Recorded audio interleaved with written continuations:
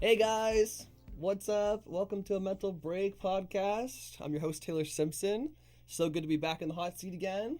And on this week's episode, sorry, I released them bi-weekly, so it feels weird saying weekly.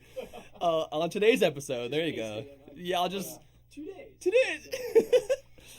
On today's episode, I have some lovely gents here in the studio. We've got Jack and Roger from Discontinuity. Yeah. Did I say that right? You got it. You Okay, got good. it. Ever to pronounce it right. Woohoo! See, First you guys- try. First try. Don't even worry about it. Awesome. Well, thank you guys so much for being here. Dude, we're really happy to be here. Thank you for having us. Absolutely, guys. Absolutely. So, welcome to Mental Break. I don't know you guys. Usually, this is a first for the podcast. I usually have people that I at least know through, like, you know, passing or acquaintances at the very least. But this is the first time I'm meeting you guys, which is exciting. It's cool that, like, we have some guests on here that I don't know off the bat, which is exciting. It's cool. So, just for my listeners and for me too, tell us about Jack and Roger from the band Discontinuity. Okay. Yeah. So we're Discontinuity is like a kind of electronica metalcore hardcore band. Cool. Yeah. Pretty good. We I mean, I'm trying to think what to say about myself. Don't we always say like something explosive? Or, like, An explosive blend. jaw-dropping chorus. Or what was the old like preview thing that we Oh, would send God, to people yeah. from, like 2019? We would email like cold email venues and just be like, "Hello, Budweiser stage. We are Discontinuity, an explosive blend of catchy choruses and glistening synths." And we did not play Budweiser stage. No, we did not. Hey, you can manifest it though. You know, manifest. Speaking into it, Manifest. yeah. We do explode more. But You gotta explode more. yeah. More explosive genres. we're exploding into all the genres. You need more pyrotechnics. Clearly. But no, to actually answer your question, we're a hardcore band from Toronto. We've been active now for about 4 years. Pretty much exactly. Yeah, almost exactly 4 years now, Nice. which is kind of wild. That's crazy. So you guys started in the pandemic, like 2020? We did. December 2019. Oh fuck! So you guys were just starting the band, Mm-hmm. and then the world ended in March. Yeah, we literally, so like we had kind of prepped and released our first EP basically like right at the beginning of 2020. I think it was actually New Year's. It was literally New Year's of 2020. Dropped the project. We had a single show lined up, played the Bovine in like mid-January. Yeah. Which everyone was talking about COVID the whole time. Yeah, I can Yeah. imagine. Shit. And then lo and behold, the pandemic hit. And yeah, we managed to kind of find our way through the pandemic. We actually used lockdown to write, record, produce, and ultimately release our first EP. It's called Projections. Nice. And yeah, we did that completely like virtual. Like we were, I was gonna say, was that virtually like everyone else? yeah, bands like was doing basically built that whole thing in a Discord that? Damn, Discord server. chat? Actually, the entire, literally the whole yeah, thing. literally the whole thing via Discord. Crazy. Yeah, but you know, it showed us that all right, like you know, with the time and you know the dedication to you know working together and you know creating this music, like if we can do this during the pandemic, like what can we do when we're actually out of this shit? Right? And we can get together and work on things as a real band. Yeah. How did you guys feel in that moment? Because I did some virtual recording too in COVID. It was the first time I've ever done virtual recording like that, like through like Zoom or whatever. Yeah, like, yeah, yeah. Not being in a room with that person writing, and it felt so like it worked. Obviously, it was the best we could do in the time. Yeah, right. Trying to make the best of a bad situation. But it was like exactly. But it was just like such a weird feeling of like seeing the person through the screen and like not really having that human connection, which something music is so intimately about. You know, like how was Yeah. that for you guys? I mean, I'll let you speak to this too, Roger. But like, I recall countless like, you know, Discord like video calls or just voice calls, you know, between you and me or the other members of our band, whether it was for like tracking vocals, like we literally just like have, you know, for me like Ableton or something open, and have Roger or some of the other guys like there virtually just to listen and like provide feedback and let me know, okay, why don't you try that take again, go higher, more, whatever the feedback might have been, Right. And just like for like my guitar parts, for example, I guess I'm the lead guitar player in the band. Sorry, forgot to mention this in the intro. Let's cover that first. Yeah. So Jack is the lead guitar player. Yes, and you also sing. and I'm one of our vocalists. Okay, and Roger. I'm the synth player, and I'm also one of our vocalists. Sweet. Yeah, we've got there a whole. You guys go. Now you know. Yeah, if you guys like. We're like a boy band. Yeah. Yeah, we there we go. You guys are fuck yeah! I love that. Yeah, a fake New metal wave boy band. I like it. Hell yeah! We were talking off camera about that. How you guys have like a bunch of singers in your band, right? Yeah. So of the 5-piece that makes up the whole band, 4 of the 5 of us. So everyone other than our drummer is an active. We were joking vocalist. about getting your drummer. We're gonna get you in there. His name's Nashil. If you're watching this drummer. Yeah, we're getting. We're coming for you, Nashil. Get those Nashil, pipes ready. Get those pipes ready. Oh, that's funny. But yeah, for everyone who like doesn't know us, think like Alexis on Fire, multiple harmonies, harsh vocals, cleans, kind of that mix and multi-vocal dynamics. Thank you for elaborating on that, just so the people know, right? Yeah, just to give you a frame of some reference. People don't know who your band is and stuff, so it's just cool. I find like it's mental health being such an intimate subject matter.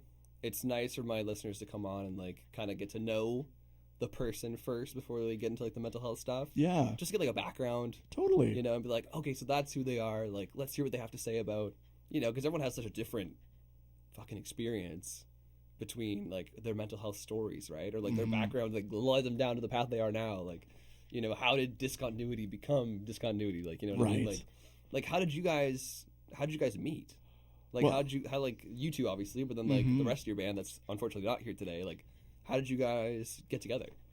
Well, you know what? So Roger and I actually went to high school together. Oh shit! Okay, cool. Nice. So we've known each other for a long time, but basically there's kind of 2 origins of the start of the band. So I'll let you kind of handle part 1, and then I'll hop in for part 2. Hell yeah! Okay, so me and the other guitar player, like Phil, are cousins, and so we have been sort of on and off making music together for sometimes seriously, sometimes as a joke, for years, like at least through high school and stuff.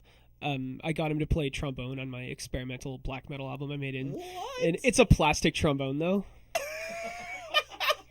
That makes it so much better. And I cut out almost all of the recordings because it sounded so awful, except for this one part where I just got him to play a low note like 10 times to just make an Inception horn. Anyway, it was all. Don't look it up. Anyway, so then we had this like steampunk death metal project. Dude. Anyway, so then one day Phil was like, "Hey, Mikey, what if?" Stop, buddy. For those just listening, my dog's in the room. He's in all the episodes. His name is Mikey. Do you have something to say, Mikey? Tell me about your mental health. How's your mental health, Mikey? He's shivering. I don't know if that's good or bad. He's got anxiety. Don't we all? Oh, relevant. It's exactly. It's on brand. Anyway, yeah, so one Sorry, day Roger, Phil, go ahead. yeah, so one day Phil was like, "Hey, Roger, what if we like made music that people might want to listen to?" And I was like, "No." But eventually, And I was like, eventually I caved. But then I realized if I'm only ever making steampunk death metal, I don't really listen to steampunk death metal, so why would anyone else? So we decided to start making music that people might like music that had choruses and stuff, which is always and it was a game changer for me. Anyway, and then I met Jack randomly at a high school reunion. okay. And Jack was just randomly telling me, "Oh yeah, I've been getting really back into like guitar, learning to sing," and then Yeah, so I was doing a bunch of solo stuff at the time. Okay. Just like playing open mics around the city and just kind of getting back into the scene because I'd moved away for university. Okay. Getting like back in touch with Roger. He told me about kind of the stuff that he and Phil had been working on. I was really curious, so I told him, "Why don't you come out to one of my open mics? You can see me perform. If it seems like something that would work for this new project, I'd love to be involved. So, come out and let's try this. Sweet. Okay. So, you guys did. And clearly something worked out because I'm here now. Yeah. You imagine, like, he still sucks. Right? Yeah, no, actually, they still hate me. I'm not sure why. I'm still here. You're just the poster child. Yeah. We were just so enamored with the fact. So, like, me and Phil had never played live in a band before, and I was just so enamored with the fact that, like, this is a guy who actually is brave enough to go up on stage in front of people, and we really need that for our band. True. At least one person who is okay with being looked at. Like one person getting the spotlight. Hi, it's me, guys. Yeah, the poster child. Yeah. But, yeah, so, I joined the band, and then to kind of fill out the roster, I had our previous drummer was a longtime friend of mine, and our bass player, Daniel, is actually, like, one of my best friends from university, Okay. who'd also moved back to Toronto for, like, further schooling. So it just kind of seemed like a natural choice to ask him, because he and I had, jammed a bunch while we were in school, and we already had, a great friendship and just a bit of a musical dynamic. We had like a jam band that we played with, and actually, Send me that weird video where you're like playing in the lunch hall of Dalhousie. yeah, And then like a bunch of other people are trying to eat in peace, but you're like hammering away. Yeah. Just sick. yeah, it was like the university put on like a talent show night sort of thing. In a cafeteria while people were eating or something. Yeah, it was I like love in that. the dining hall. It was kind of a shit show. Our drummer for that performance bailed at the last minute, What? so it was just me, Daniel, and Right. yeah, and another friend of ours. His name's Alec.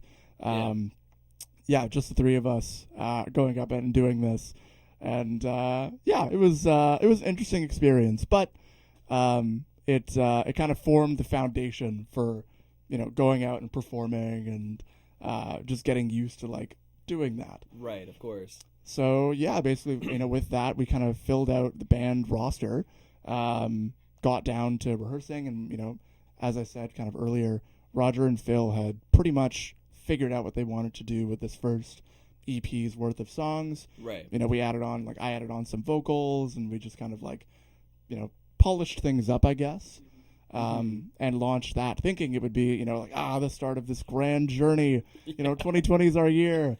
And maybe looking back, it was not in many ways, but I do think it was formative for us, to make that EP, and honestly, Absolutely. like being able to make that music and have that project. I can certainly speak for myself, and I'm sure you probably felt this way too, Roger, but having that outlet and being able to like, process everything that was going on around us with the pandemic and, I think with everyone's mental health respectively, like, Yeah. it really helped like ground me and make me Totally. feel like I was moving towards something while everything else in my life was kind of on hold. Right. So it really gave me like a sense of purpose and, trying to find some kind of meaning throughout all the madness that was going on around us. Right. No, that totally makes sense, man. Like, yeah. I'm just trying to really personally, because like my experience in the pandemic was fucking brutal.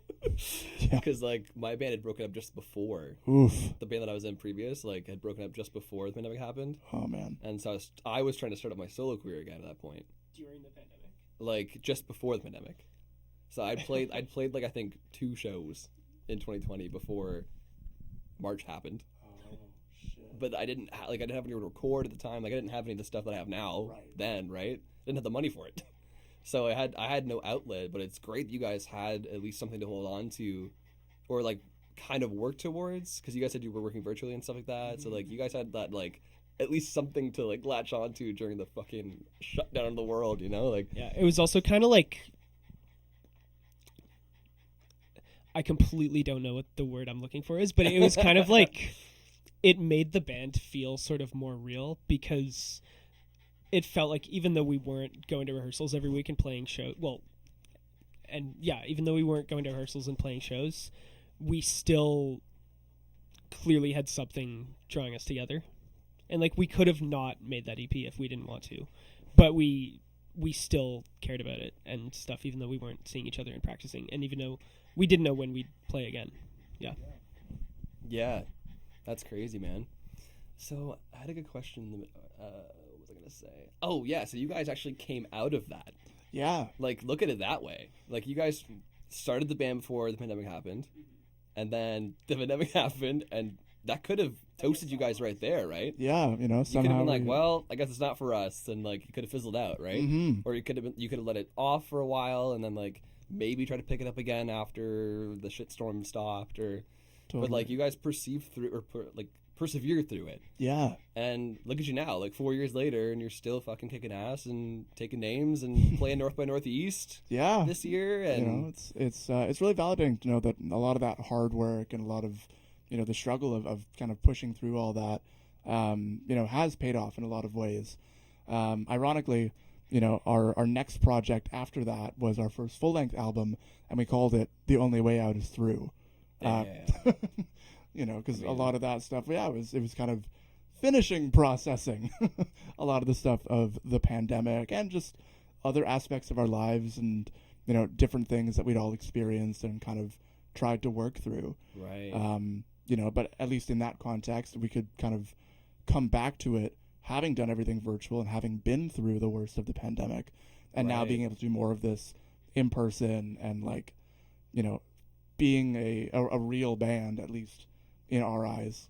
Playing shows again, and yeah, being in front and of people. and- exactly. Like, you know, being able to, honestly, in some ways, during the pandemic, like, I guess, at least for me, I certainly felt like I became a much better musician during the pandemic, you know, working on Right. that EP, because, like, I had nothing but fucking time and a reason to practice. And a True. reason to, like, mess around and try new things and, like, do stuff that I probably wouldn't have otherwise because of, like, time constraints or just, like, Right, you got a not- job, you got a social life. you got yeah, this, you know, and I had none of those things for quite a while. So, yeah, you know, I think as shitty as it was, you know, there was kind of this positive flip side where it kind of forced us to kind of break out of our boxes a little bit, Right.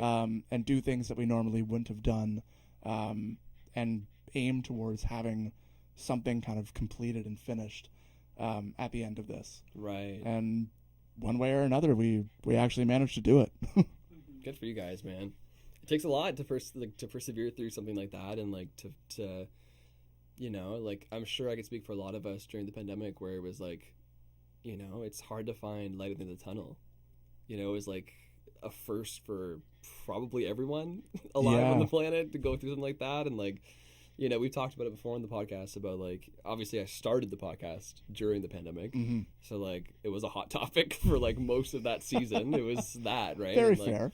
and like just different people's experiences going through it, and like some people handle it differently than others, but it's great to hear that you guys had an outlet, and what could have easily been defeating and like just trapped, and like you could have just been like, "Ah, fuck this, like we can't do anything, like we can't really be a band right now," like you know, like I'd like to hear that you guys like flipped it on its head and you're like, no, like let's push through this, let's look, you had all that time to learn and grow Yeah, as an artist and like perform in your bedroom literally.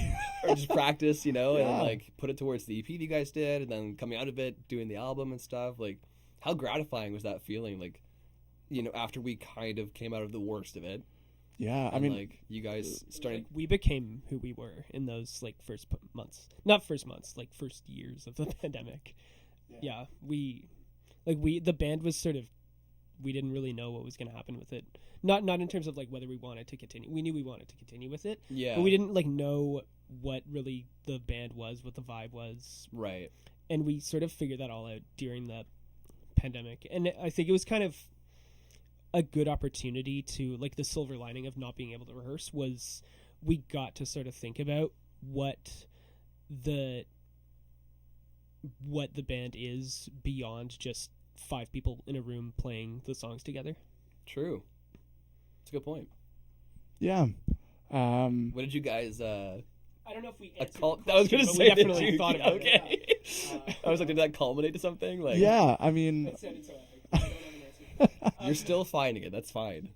At Yeah. least you have a. No, but like if you A listen path. to the album, well, the EP we put out right before the pandemic, and the EP we put out in the summer of the pandemic, like Mhm.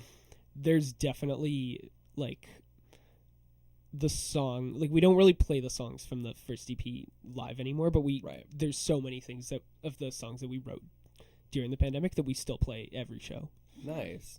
Yeah, I almost think of it as like a 3-part journey. Like, we started off with that first EP Mm-hmm. pre-pandemic, the second one, Projections, during the pandemic, and then the album was kind of what we have coming out of it. Right. And like when we released that, I mean, that came out in September 2022, so we were already like out of the pandemic for the most part. Yeah. But it felt like, everything we'd learned during the pandemic and a lot of the stuff that everyone had dealt with, it just kind of felt like an encapsulation of that, and like, all the various like feelings that came with that, right? Whether it was anger or grief, Right.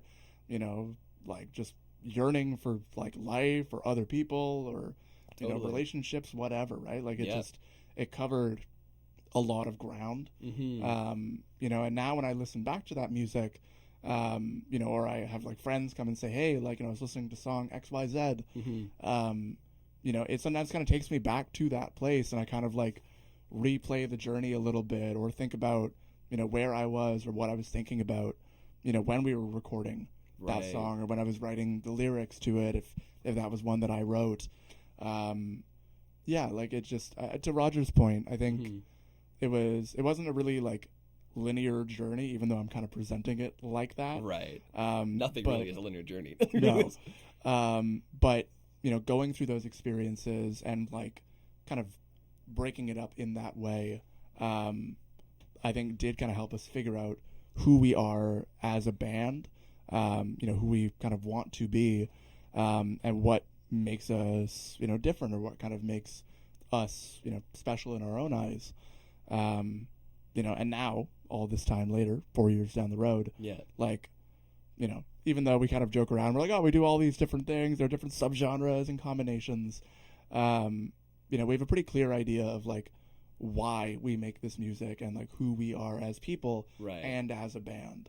Totally. And the goal really is just to make sure that, the music is awesome, and that people resonate with it, and that, they can find some way to process their own struggles, no matter what people are going through. Mhm. But, to find some kind of common ground through that, and realize that, like, you're not alone in this. We're all experiencing this, and, there are moments of sadness, there are moments of grief, of anger, and of triumph, and like, Yes. things that you can feel really amazing about. And for us, if our music can reflect any of those elements, then we've done our job.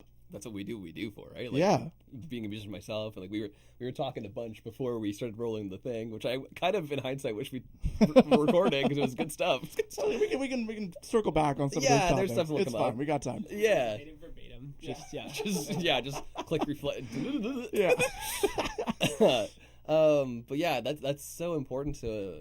Well, I think it's so important to what we do. Like that's how I think of it too. And like I love what you said about like we're not alone in this. Like that's such a big thing that I like, not preach, but just like I always say in the pod is like that's why I started the pod. It's Mhm. like you're not alone in this. Like I've been through a lot. You guys have been through a lot. Every guest that's come on the show, like everybody you walk through life with, has been through their own journey. Whether it's mental health related or not, like everyone has their own. Like nothing's linear. Like we just said, Yeah. right? Like I don't know. It's just nice to hear that you guys come from that place too. And like even though we didn't know each other from the start, I feel like I feel like doing this podcast with people, like automatically just meshes. You know what I Yeah. mean? Like I've had a couple of people I wasn't as close with come on the pod, and by the end of it, I'm like, we're besties now. Like that's just how it. Yeah. You know, like you just trauma dump on each other, and it's the best. Like. It truly is the way. and like not that it just happenstance worked out this way, that like I'm in the music field, like I play music. Mhm. A lot of my friends play music, so like most of the guests on the show, as y'all know, you've been watching and listening since 2020, since I started the podcast. Let's get some F's in the chat. Yo, Slap it at the chat. thank you for that, Roger. Yeah, all of you guys know that like a lot of my guests come from the same background of like we're all musicians, or at least like arts creative, like creative brain, left side brain. Mm-hmm. And it's just interesting to me that like how much connection we all have, being like-minded like that. Yeah. And just yeah, I don't know. I lost my point of thought there, but No, it was going somewhere. I think one of the great things about music is like it really is one of those universal languages, right? Like it doesn't Totally. matter even like what language like literally it is, right? Like you can hear music in different languages and be like, I may not know the exact words that they're saying, but I get what they're trying to express. Right. You know, or I right. get the vibe or I get the feeling. Of course. You know, but the really amazing thing about it is I think, you know, music is one of those awesome pathways to build community with people. Absolutely. Right? Like fandom and just like, you know, hearing what someone has to say, especially, you know, when music is kind of one of the ways we can be most vulnerable with other people and really showcasing For like sure. who we are or like, you know, the depths of our feelings. Yeah, totally. And being able to put that out there and sharing that experience with people is Mhm. like, you know, that's kind of one of those like beacons of light that you were talking Absolutely. about, right? Yeah, totally. You know, I know especially like during the pandemic, but honestly even just during like other really dark times in my life, Yeah. I've always turned to music to kind of Mhm. help me find my way out of it. I feel like a lot of people, Yeah. like whether they're musically inclined or not, I feel like music is just that, like you said, that universal language that like speaks to a lot of people in different ways, right? Absolutely. You know, I think, you know, maybe the only maybe differentiating factor is like, you know, as musicians, people that create this music, like, you know, I'm always just kind of wondering, okay, like, how is it made, right? Like, how do I do this as well? Or how can I? Sorry. Hey, Mikey. Guys, Mikey, do you want to build on? Mikey this is just, yeah, Do you have any- he's just storming the interview. Mikey, okay. go lay down, buddy.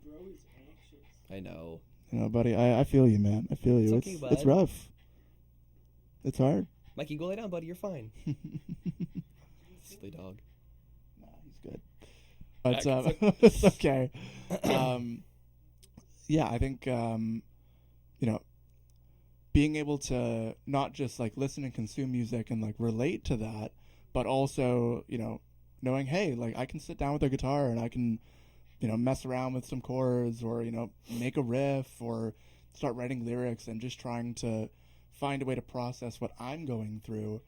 You know, in a way it's a bit of a selfish endeavor because I'm kind of just doing it for myself, but the goal ultimately would be all right, like, you know, I'm feeling these feelings, I'm going through this shit. Yeah. Someone out there is probably going through something really similar, if not the same. Mm-hmm. You know, there's a whole wealth of human experiences, but Absolutely. we all go through a lot of the same shit, and a lot of Yeah. our trauma and a lot of the things that are really painful in life, a lot more people than you think have probably been through the exact same thing. Totally. And you know, this is kind of the beautiful part where, you know, when you Mhm. finally put that song out, you know, it goes out into the world. Yeah. It's not really, you know, mine or ours anymore. Yeah. It belongs yeah. to everyone else. Totally. You know, and like, I'm, you know, you can maybe speak to this too, but like, my favorite thing ever is when people come up to us, whether it's our friends or especially people we don't know, Mm-hmm. you know, and ask us, you know, about, you know, one of the songs, or particularly if they have their own take on Right. the song, and it's like, hey, this is what this song means to me. Right. Or like, hey, I listened to this song while I was going through a breakup, Mm-hmm. or like whatever it is, or like the death of someone in my life, and you know, this song gave me hope, or this song gave me a sense of meaning, or it helped me push through something that I was going through. Right. Like, to me, that's the greatest thing that Ugh, could ever possibly it's happen. The best, isn't it? I honestly love when people like will connect to our songs in a way that is totally unexpected. Like we have this one song called Wave. Stream it. We have this one song Stream called it now. Wave. And it's like it was written to be like this kind of like political, like pop punk, but like synthwave political song Nice. about like, you know, like how can you give up on the future type stuff. Okay. But I have this one friend who went through a really bad, like the worst breakup of his life right after the song came out. Yeah. And he loves that song to this day. But Nice. every now and then he'll message me and like quote specific lyrics of the song and be like, are you sure this is about politics? This is definitely a breakup song. And See, there you like go, he'll man. constantly talk about how to him it's a breakup song and he can't see any other interpretation of it. And I love that so much.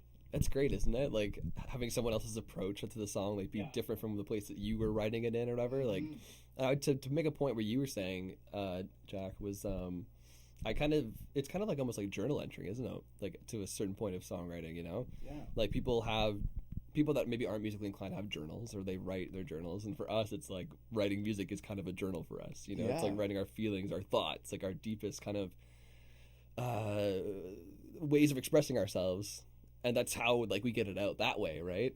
And then we just go on stage and sing it over to a bunch of people and like hope that they can relate or whatever, right? But what you were saying, Roger, like you just never know like how someone's going to approach that situation, and it's so cool to hear like different variations of what they think it is, right? And it's just like, again, it goes back to what you were saying about how music is just universal, and like what we sing might not be what they hear, but if they get something out of it that's totally different, it's like, that's great. That's cool, man. That we connected on a level that like I didn't expect, but it's great, you know? I just think it's awesome. Well, it means in a way that like the emotional delivery of the songwriting is there, even if people don't know what the ascribe their own emotion to it. The fact that it, or their own meaning to it, the fact that it still hits for them emotionally. Yeah, it provokes something in them, right? Yeah, that's awesome. Well, thank you guys for sharing that. Yeah, of course. I'm trying to think if I had anything else before we go into mental health. Oh, we had a mutual connection that brought us together. Let's just touch upon that really quickly so that people can hear the behind the scenes story, you know? Like Totally. So, I mean, I guess I'll just say from my side, then you guys can say about your side, then we'll move on. But yeah, so for anyone watching or listening, if you know the band Anella and the Early Hours, shout out Anella. Shout out Anella. They're great. We love them. They're awesome. Anella's great. It's great. So they messaged me, I guess it would have been like 2 weeks ago now, maybe? Yeah, probably thereabouts. Something like that, right? That sounds about right. Yeah. And explain to the listeners about what we were talking about earlier, how like the program that you were in at Humber have this thing, because that's kind of how it all came about, right? So you guys know Anella? Yeah, so behold, audience, the backstory of this entire podcast. How we finessed a manager for free. Yeah. Whoa! Tell them about that. Yeah, so our mutual friend Anella, shout out the Early Hours, is involved in a program at Humber College. It's the music business post-grad program. So one of the things that's kind of been going on with us this year, and the reason we got connected, was we're essentially like one of the capstone artists for that program this semester. So Anella is basically leading a group of a few other students who've been working with us for the past few months, on a whole bunch of different projects, setting up things like tour days, building a website, helping us with our social media, all kind of the stuff you'd expect from like, a proper like label team. But we're doing it with, students. That's so cool, honestly, they've been amazing. If for all you guys, hope you watch this at some point. You guys better be watching. You guys are dope, and we appreciate the hell out of you. Yeah. Anella is a member of that team, and was the one who kind of was like, hey, my friend Taylor has this really awesome podcast. If you guys are open to it, you should definitely check it out and go on it. So here we find ourselves today. But it's one of those things where the music community is small. We were just talking about that downstairs before we started rolling. It's like, sorry, I didn't mean to cut you. Go ahead. No, it's literally, that's just it. Like the music community is small. Yeah. And everybody, kind of knows somebody, and it's great to be able to, relink those relationships and like, absolutely, make new friends and do really cool shit. Like, we feel very honored to be here today, and like, it's a privilege to be able to sit down and talk to you about both our music and mental health stuff. Of course, man. Today, thank you for coming on, man. Like, it's fucking our cool pleasure. You guys were like down to do it and down to talk about mental health with me, and like that you appreciate the message I'm trying to get across, and that you guys even reached out in the first place. Like, you could have been like, fuck off, Vanilla, we're not doing this. Like, mental health, I barely know them. I barely know her. But no, it's cool that you guys were on board with it and want to help me spread that message across. And it sounds like your music does the same thing. Yeah. It creates that message across, right? So hopefully. Yeah, so it sounds like we're coming from the same place. It's just cool, man. And so shout out to you and Ella for making this happen. If you're watching, you better be watching. Put her in the show notes. Yeah, credit to you and Ella.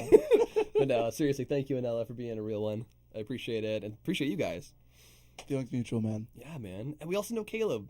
Yeah, sorry, I gotta shout out my homeboy Caleb. Oh, yeah. Caleb watches every episode. Hey, so all right, yo, we shout know outs, Caleb. watching. Shout out to you, Caleb. We're all just one big family now. It's awesome. I love it. It's you know? great. It's It's true. great. The music community is real. Dude, and then like watch, this is gonna happen, and then we're gonna be friends later. Now after this, obviously. Obviously, And then we're gonna end up knowing more people. Oh, of course. it's gonna be It's gonna wicked. be like, oh, you know them? Oh, I know them too. My man. It's just gonna happen. Oh man, but yeah, I just wanted to give a quick shout out to them because, Yeah. it's awesome. Connections. That's awesome. It's great. Shout out Caleb as well. Yeah, shout out Caleb. We love you. All right, so guys, let's get into the nitty gritty. Let's go. What type of SSRIs are you on? What kind of medications do you know? This is serious mental health. Okay. No, trying to think of word. Like I usually have like sheet notes usually, Okay. but I'm shaking it up today. All right. We're doing it just different. flying off the seat of my pants for this episode because I just wanted to be like at the same level you guys are at. We know each other better now, Yeah. but I'm like, all right, screw the sheet. We're just going into it. And plus, like, I've been doing those questions for the last 3 seasons. You know, Alright. it's like I have like this like. Oh, like the same. The set format. Yeah, I have like a format of questions I normally ask all the guests and stuff, and it's worked for the last 3 seasons. But it's like, I need to shake it up. Cool. Well- Let's just walk down some. Happy to be your guinea pig. Yeah, thanks, guys. Thanks, guys. But yeah, so we got a bit more background for you guys, which is cool. So now our listeners kind of have an idea of who y'all are and why you're here today and stuff, which is nice. Do you guys just want to go back and forth and maybe talk about your mental health journey? Sure. Like, maybe start from like first of all, do you guys suffer from any mental health like illnesses or issues or anything like that, like that you can speak of? Like, and again, so everyone knows, like I've talked to Jack and Roger off camera. I just disclaimer for everybody. Yeah. And we've talked about it. They're comfortable being here. This is a safe space. I'm not pressuring them to be here or like, getting them to tell me all the nitty gritty details. Like that's not what this is everything about. in your life. Tell me everything. No, so you guys feel free to elaborate as much as you want. I'm never gonna push. Yeah. But if you guys want to touch on, like, if you guys struggle with anything, like, just to let our listeners know, like, that they can relate in some way. Totally. I'll kick it off, I guess. Yeah. For me, lifelong ADHD person. Okay. I got diagnosed at a very early age. Which is kind of rare, honestly. Yeah, I feel I it's think a I was bit- in well, like I think- 5th grade I think or something boys like that. kind of get. Oh, I got you beat. I got diagnosed in 4th grade. Bro. Get Whoa. wrecked. Man, all right, you know what? I'm That's out. not Sorry, that's competition. yeah. Dude, I just got out mental health. All right, I'm. But I think, correct me if I'm wrong here, because I might be talking on my ass, but I think boys Boys get diagnosed earlier. earlier, right? And then it's women that don't really get Mhm. tracked until later because of, I don't even know what the reason is, but It's like a cultural masking thing. It's I think that's what it is, right? boys are more like encouraged to act out, Right, versus when women do it, it's not or that like way, or it's just like I'm not a gender studies professor, so take Yeah, everything I say with a massive like pile of salt. take everything But it's that's like- said on this pod with a massive grain of salt. My girlfriend also has ADHD, but she only Okay. got diagnosed a couple years ago. See, there you go. Yeah. And so it's just like the way she describes it is shout out Kristen, shout out Bruno on Thomas the Tank Engine. She plays a character on the autistic train on Thomas the Tank Engine. Shout out Bruno. Whoa, okay. Shout out Amazing. she's the second actor for him because their main actor is unionized. Got it. Okay. So she plays him in the apps. Anyways, still, please cut that out. You don't have to. Anyways, what was that? Oh yeah. So she got diagnosed with autism at a young age, but didn't get diagnosed with ADHD until a couple years ago. right. And the way she describes it is just like with like girls are just socialized more to kind of like the hyperactivity happens more internally, right. whereas boys are more like bouncing off the walls. More acting out, more prevalent So, physically. Kind Apparently it just like the way we understand diagnosis, it just is more visually apparent. Right. Correct me if I'm wrong. Yeah, if anyone knows for sure, like, feel free to leave in the comments. But yeah. Sorry, Jack. Go ahead. No. Yeah. So like, I know for me, that's something that I've kind of gone through my journey with for quite a long time. Yes. You know- When were you diagnosed? Sorry. So I think I was probably in like 5th grade. 5th grade. Yeah. Got on medication, stuff Okay, like that. so you were on medication right away. Yeah. I think I was on a very high dose of Concerta for a number of years. Shit, same. Yeah. Oh, I had really? to stop taking it because it would make me cry Whoa. all the time. Damn. It wouldn't. Whoa, that's intense, man. I took that for a long time. Eventually I switched over to Adderall. Okay. But it's been one of those things where I think kind of that hyperactivity and like, having difficulty focusing and stuff like that, it kind of heightens the, anxiety of the world that goes around. Now, like, disclaimer, I haven't been like diagnosed with, anxiety, but like I look at my life and I look at kind of, the way the world has like unfolded over the last few years, and I also kind of understand how I am as a person. And I feel like, I've encountered this like interesting middle ground where I can, present myself to the world in this way where it's like very like, pretty calm and collected, and I kind of got my shit together. Sure. But underlying a lot of that is a lot of, anxiety about like, hey, like, is this going to be enough? Am I going to be enough? And I think that translates into a lot of, stuff we write about in our music. Yeah. But even just in life in general, like it's always difficult when you're kind of going through, whatever challenges in life, whether it's breakups, whether it's, the death of loved ones, even just seeing the people or your friends or your family, dealing with, just drama. And sometimes it's over the dumbest shit. But feeling that lack of control, and lack of agency or being able to kind of like stop it. Right. Can be really difficult at times. Sure. So I don't really know where I'm going with this, to be perfectly honest let with it you. out, But dude. It's all good. Yeah, it's like, how do you find it manifest in you, like the ADHD? Because I know for everybody it's kind of different, right? Like how it manifests within them. So. Yeah, I know I can definitely be a bit of a spacey person at times, Yeah. or like I'll start something and then I'll get distracted by something else, or I'll have some idea and I'm like, oh, I gotta go fucking figure this out right now. Right. It's a lot of focus things. Yeah. Kind of just losing track, or just letting little things slide sometimes. Right. In a way, having the band in terms of like pursuing a musical project has been great for that, because I know that I'm not doing all this on my own, right? I've got a group of people I consider my brothers, like having my back, both in the context of the band but also outside of it. Like we're all really close friends. So knowing that no matter what I go through in my life, I've got people who've got my back, and I'm never gonna have to go through whatever challenges I'm going through now, or down the road. I'm not doing it alone. Right. So I think that definitely helps. Like, back too. Yeah. Thanks, buddy. You're also helping with my anxiety here, buddy. Thank you for the licks. I appreciate it. Good job, Mikey. Sorry, Jack. It's okay.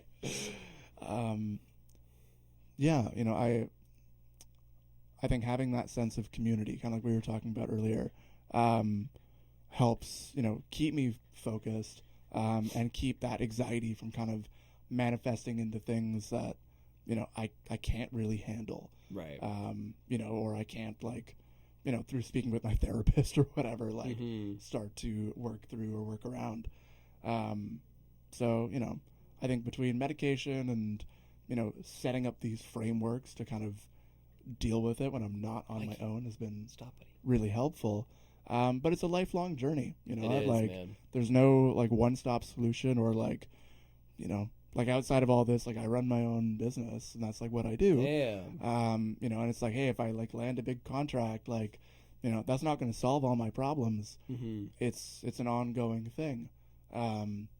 So, just knowing that I have, a really strong community and I can rely on my friends and, on the people that I care about most to help keep me on track, and help me deal with the blowback when things don't go my way, or, I don't, have things go the way I'd hoped, makes a massive difference in terms of managing it, Of course. And keeping that anxiety, or, when things get really bad and I feel really depressed, kind of bringing me back out of it and feeling more like myself. Having that safety net is so important, man. Super key. It's huge. Super key. Man. Yeah, I can't understand it enough, everybody. Like what Jack was just saying, like having that support group or that support net, like especially if you're going through something like this, like it's so important to have Yeah. like it could be anybody. It could be like your parents, your siblings, your friends, your band, like your colleagues, your Yeah. student friends, like whoever you trust enough to like support you and get you through a situation like you were just talking about. Like, so important, man. Mm-hmm. So I'm glad that you have that now. Did you find you had that back then? You know what? I mean, I feel like I didn't have a really strong community until the last few years. You know, again, I think I'm very fortunate that I had, you know, like good friends in high school, and, you know, I mean, you're among them obviously, but like, Mm-hmm. you know, throughout university, you know, I remember one of the big things that happened to me was my partner at the time, her mother died very unexpectedly. Wow. That's tough. Yeah, and you know, at that time, I didn't really know anyone that had gone through something like that, and Right. you know, I went through a lot of really dark, depressive episodes, and just feelings of like, you know, obviously that heightened anxiety and just feeling useless because someone that you care about deeply is going through like such a difficult, heartbreaking event in their lives, and there's really nothing that you can do to make it better. Yeah. And yeah, it was just like I still don't really know how to like encapsulate it into a nice little soundbite, but like Don't worry about the soundbite, bro. it just It's fine.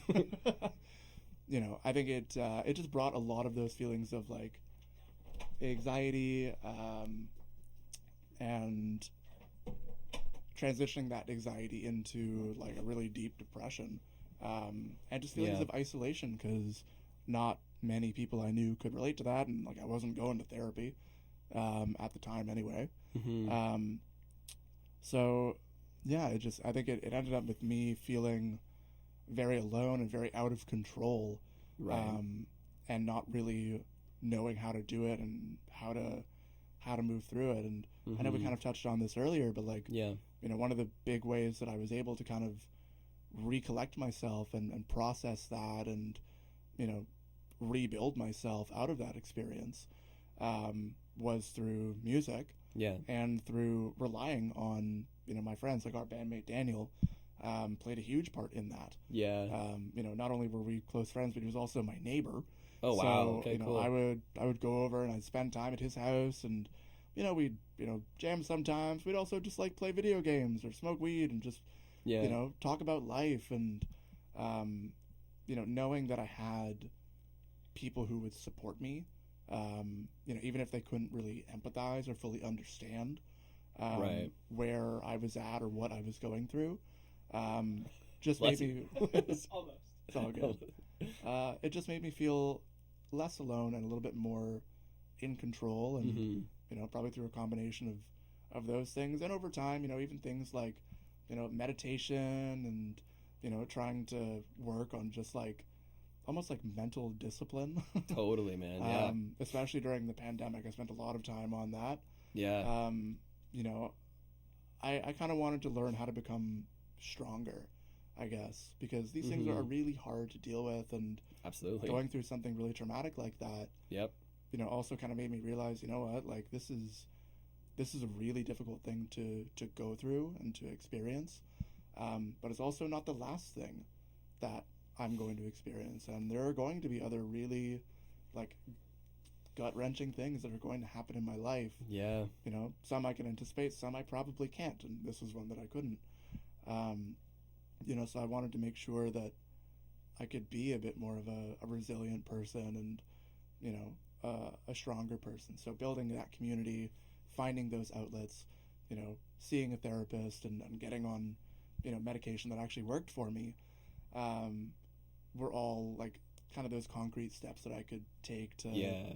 feel like a normal person, Right. and to try to set myself up that, you know what, you know, when shit hits the fan again, I've got those support networks in place, Totally. so I don't have to go back to those dark places. Right. You feel like Um, more secured now Yeah, than like knowing that you have like a safety net yeah, we were just talking about. But yeah, yeah, knowing that you have somewhere to fall back on and you're not gonna fall back into that fucking dark spiral, you know, that you were before.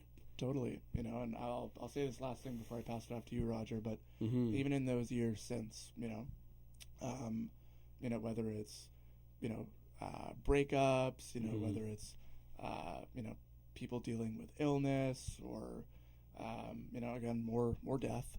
Yeah. Having those support groups, I've been able to see, all that kind of work in action and work in concert with each other. And I'm able to get through a lot more, and to kind of come out the other side, sometimes scarred, yes. Yeah. Yeah. But not feeling broken by those Right. experiences and being Right. able to kind of look at them and say, okay, you know what?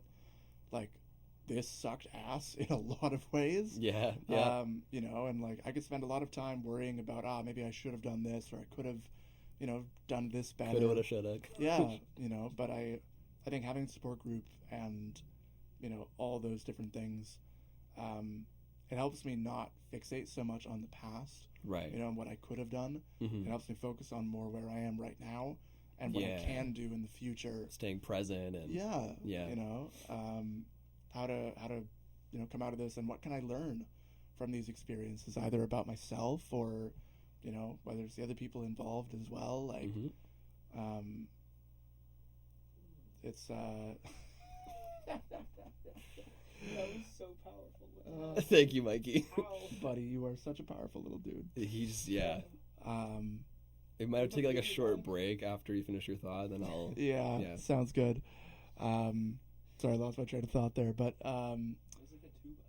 yeah.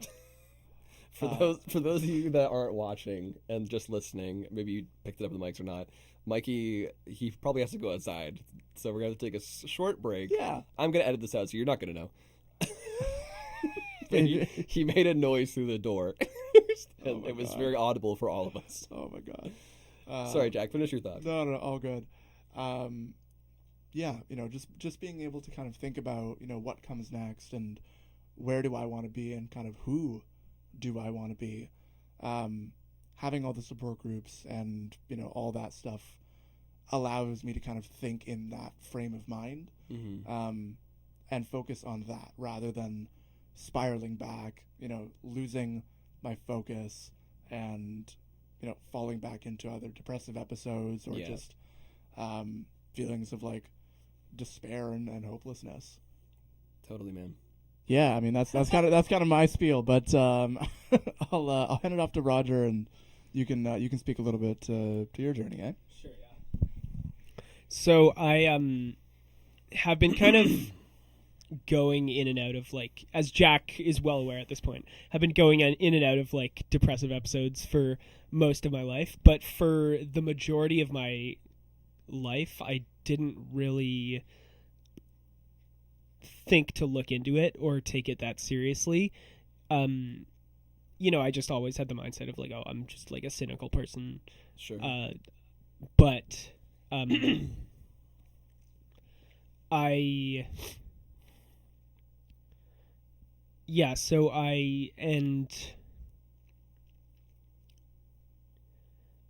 I've just been kind of over the past like year or couple of years, I guess, Yeah. started like actually looking into it like medically and seeing people about it and like taking stuff for it. And Yeah. I think what's helped most, honestly, is just the taking it seriously at all. Yeah. In that, like, if like I'm feeling out of it or down, it's like it's not just, oh, like I'm being cynical, I'm being like mood emo. It's like Right. an actual issue that should be like, I shouldn't have to feel this way, and to like figure it out and Dog's gonna like drive me crazy. figure it out and do stuff about it. So I'm Yes. definitely not as like whole as I should be, but I definitely would like to think that I'm getting better and just figuring out how to deal with myself when I kind of get down and stuff. Yeah. Yeah. I'm curious. I'm not trying to pry, but I'm curious. No, it's all good. A bit of prying's good. It's kind of juicy. I'm just curious as to like, where do you think the, not restraint. What's the word I'm looking for? The resistance from, because you were saying that you had a hard time, or not a hard time, but you were projecting it Like, as just saying, like, yeah, it's just like, oh, coming to terms with being depressed, like, or yeah, maybe would you like- be not realizing it was depression, or well, was like, it I kind of, it's sort of like, you know, how could I say that I'm depressed when there are definitely people who are having it even worse, right? Like, okay, how can I say I'm depressed when I'm still like going to school every day and like right, not being even more depressed? And it's so Right. it's like I kind of had like imposter syndrome in a way. sure, yeah, Mhm. it's kind of like the art of comparison, Mhm. which is tough, man. It's like out traumaing. Yeah, or just feeling Mhm. like you're constantly comparing yourself to other people, which is not Right. fair at all. Because like we each have our own experiences. Mhm. Like I don't know what you were going through in particular, but like maybe you didn't in your mind you didn't think it was enough to validate yourself. Yeah, that or it was like depression. if I kind of thought that like Mikey, stop, go lay down. Sorry, dude. it's kind of like, you know, if things were really that bad, then, you know, someone would have noticed and someone would be helping me right now, kind of thing. I see. And so this is so like weird to think about, but like looking back in high school, there was like this school counselor, and the way I saw it was all like the cool depressed kids like went and saw the counselor and like hung out with her every Okay, lunch, yeah. and like I wanted to be part of like the cool kids club so badly, but I figured Right. like, okay, I guess I'm probably just not as bad as them if like it, you know. But what I didn't realize is that you can go to the counselor. You can. Yeah, it's wild. And it's interesting that you said we're the cool kids. No, but it was almost like this weird kind of like I was almost like jealous of the people who were getting access. like, or jealous of the people who were being perceived as worse than me, as like doing worse than me, because they were getting access and stuff. Right. And like, but what I didn't realize is like, and maybe it's too early to like boil this down to like a moral of the story or something, but it's like the world is like a huge place, and no one's like, there are like people do care about each other, but also like everyone's got their own shit going on, and like if you have stuff that you want to have someone that you want help with, you need to ask for it. And like Yeah. I kind of assumed that if I, you know, if I like if I must not be that bad, because if I was, like, someone would come help me, but that's not I how it works. see. Yeah, Yeah. like in a perfect world it would be, but it's Right. just not. Like you have And to. that's kind of a toxic way to think too. I'm not No, it's so- throwing that on you, but like it's no, just like I wish I had not had this mindset. change that Yeah. mindset. Obviously, in retrospect, everything is hindsight 2020. Obviously, Yeah. but like Mhm. you didn't know at the time, obviously. Mhm. But yeah, it's. But I'm glad that you can look back now and be like, yeah, that was a toxic mindset I had, and I hope that you don't view it the same way anymore. Again, I don't think I'm perfect, but I'm definitely like, and knowing is half the battle. Yeah, Mhm. yeah, and like you definitely like everyone needs help at some point in their life. You know what I mean? Like, I can kind of resonate with that too. Like, if I can borrow this for a sec, yeah. Like, yeah, I didn't start seeing a therapist until, like, honestly, like, fairly recently. Like, it wasn't until, like, last year. okay, wow, Even during the pandemic and stuff, I didn't do it just because hmm I was kind of the mindset where, like, no, like, you know, like, yes, I'm going through stuff, but, like, I don't need it. Like, I'll figure it out. Like, yeah, you know, I like to think I'm a pretty emotionally intelligent person, and, you know, I'll find a way through this for myself. brute force it. Yeah, and it wasn't honestly until I went through like a very toxic relationship, where in the aftermath of it, I was like, oh, like, you know, not only do I need to process the aftermath of this relationship, but there's a whole bunch of other stuff that I have never meaningfully addressed, Mm-hmm. and I don't really know how. Yeah. So yeah. this is probably the time to start doing that. I think like what you guys are touching upon, like I think I can relate to in a lot of ways in my younger self as well, like not realizing these things. And I think a lot of people watching too maybe feel the same way, where it's just like they had that weird well, I'm not that bad, so like I don't need that or whatever, you know, and like trying to brute force through something that, or like just not knowing how to deal with it properly Yeah. and not knowing where to turn kind of thing, and like maybe thinking to themselves like, okay, well, it's not that bad, like I don't need to take these next steps, but it's like, but that's how it gets worse sometimes, you know, like And like, there's no harm in asking for help. no, and like if what you feel, it's what you feel, and it's totally valid to you, and no matter what the severity level, it's happening to you in your own world. Mm-hmm. Stop comparing it to everybody else. Like that's not fair to you. It's not fair to them because they've got their own journey going on, and like you don't need to project your situation onto them either, right? But don't starve yourself or rob yourself of an opportunity to get better. You know what I mean? Like, so I'm glad that you like took this step and like realized, you know what? Hey, I do need some help. I've been thinking for years that I didn't need it, but like, you know what? I could use some help. And there's nothing wrong with that. There's nothing wrong with that at all. Yeah. And it's cool to hear that you took that step. And like, Roger, I hope that you're taking steps as well to deal with what you're going on with. Relative to high school, relative to a few years ago, yep, definitely. Good. Yeah. I'm glad, man. And like, it's a fucking journey, dude.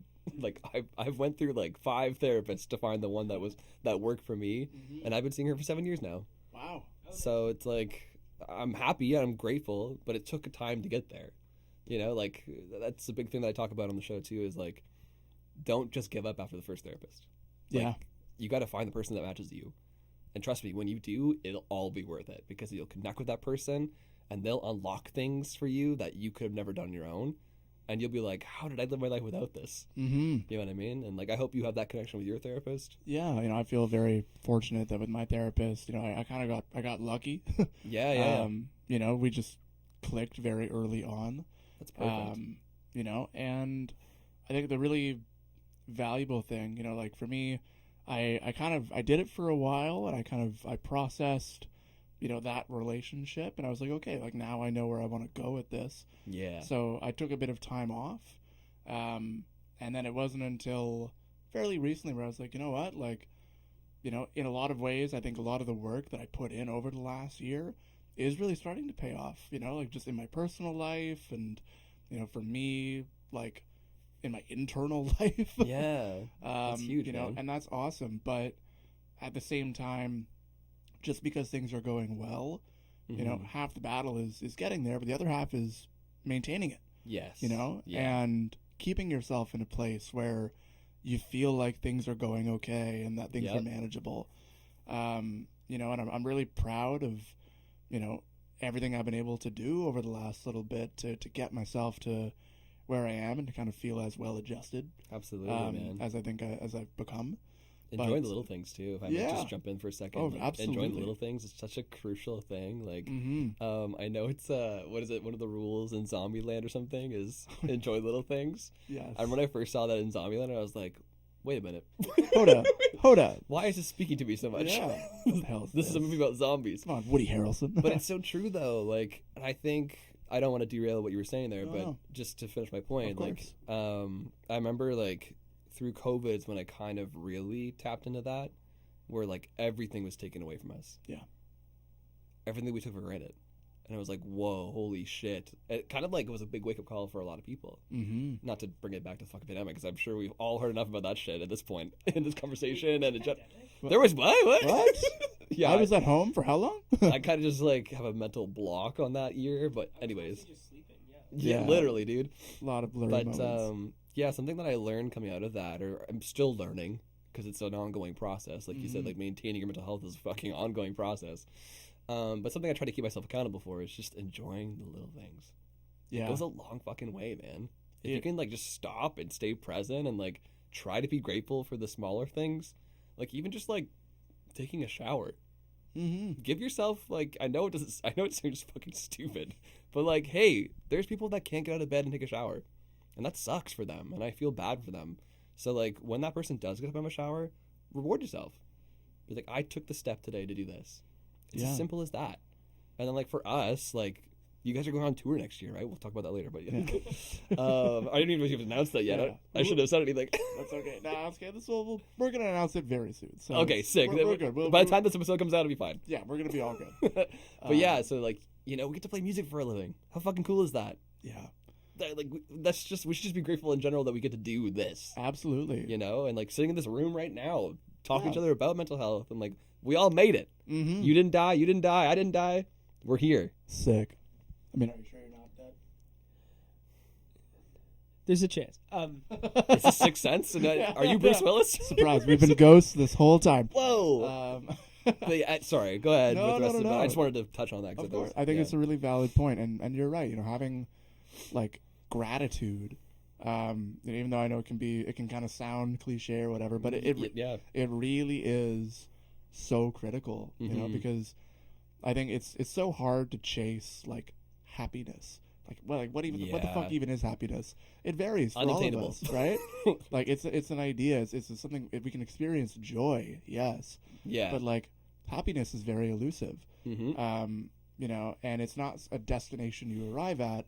It's it's a journey. Yep. And I think the probably best way to access that or to access those feelings of joy and to find happiness is to find those little moments, in your day, or when you're having a conversation with somebody, or something goes your way. It could be something as like fucking basic as like, you know what, I'm like trying to go somewhere and I got a bunch of green lights in a row. Like, it's so small. Yeah. And it's kind of Totally. meaningless, but it's a little thing. And if you can be like, you know what, this is like, I'm glad this makes my day a little bit better, Yeah. or man. this helps me accomplish something that I was trying to do. Just acknowledging that Absolutely. goes a long way. And I kind It of does. approach it the same way you'd approach like practicing an instrument or working out. It's like a muscle that you exercise. Yes. Muscle memory. And you can start with small things, and over Mhm. time you kind of build that out. And I think it does make you, a stronger person mentally, and it makes you, I think, a person more open, to good things happening in your life, because you're able to find, the beautiful things in those small moments. Absolutely, man. And then I you can agree. find bigger things. Yeah, yeah. I'm curious how you guys feel about this statement, because like this is something I was talking about with Lena earlier this week about how this year for me specifically, like I've been feeling the most content that I've ever felt, probably in my life, honestly. Yeah. I took a lot of steps, and not trying to get too far into it, but like last year was kind of rough for me. I had like another kind of rock bottom situation. Yeah. And I had to go back on medication again for the first time in like 8 years. But I was in a place where just like that was the next step for me to get better. I Yeah. had to get back on the path I need to get back on. And now it's been like 4 months, I think, since I've been medicated. I'm like, God, I'm so much better now. 2024 is off to a good start. It's great, man. And so like I just feel content with my life again. And so I just want to pitch this to you guys. Like, I just feel like being content is underrated. How do you guys feel about that statement? Thoughts, Roger? Definitely, yeah. It's especially when you've like been to a place where you didn't